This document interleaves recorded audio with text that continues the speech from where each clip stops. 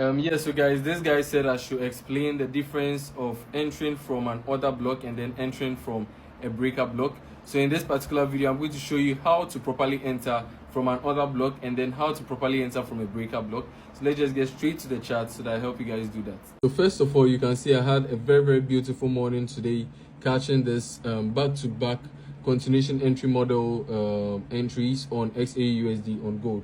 You can see most of you have been asking for the time frame. The first trade was in the 3 minutes time frame, you can see that, and then the second trade was in the 5 minutes time frame.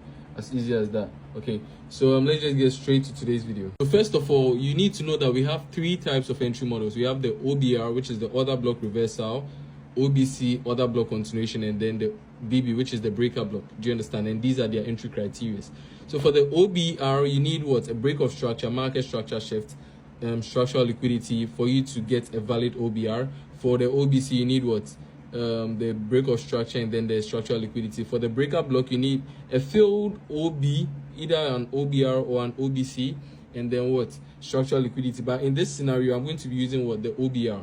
Okay, so let's just get straight to the live demonstration. This is a valid OBR entry model, order block reversal entry model, because you can see it is telling you price is going to touch your order block and then reverse to the downside from this uptrend. Do you understand? You can see we have our first criteria, break of structure over here, market structure shift over here as well, and then structural liquidity over here.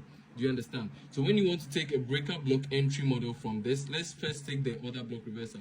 When you want to take the order block reversal entry model from this, all you need to do right now is to wait for price to tap into your zone. You get your confirmation, and then you take the trade to the downside. Do you understand? Your confirmations are your morning star, evening star, bullish engulfing, bearish engulfing candlesticks.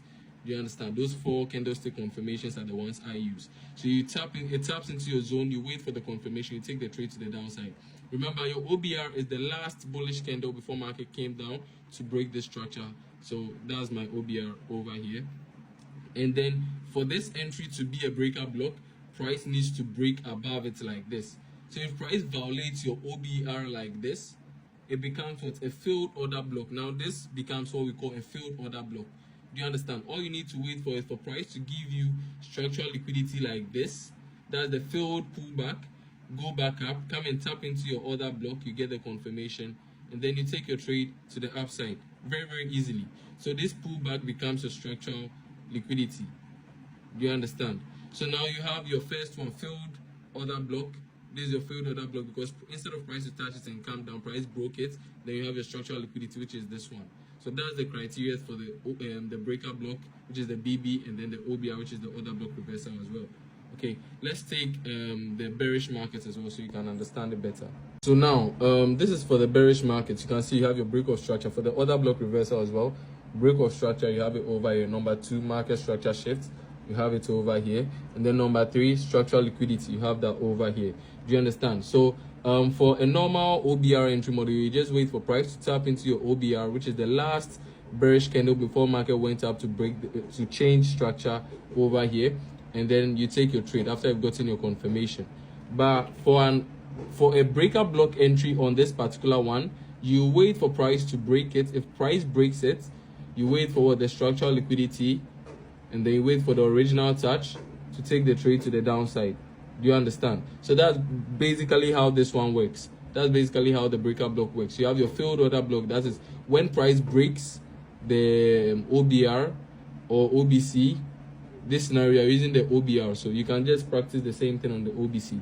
You wait for your confirmation after that price reaches the how do you call it, the OBR. Then you take your trade. Do you understand? As easy as that.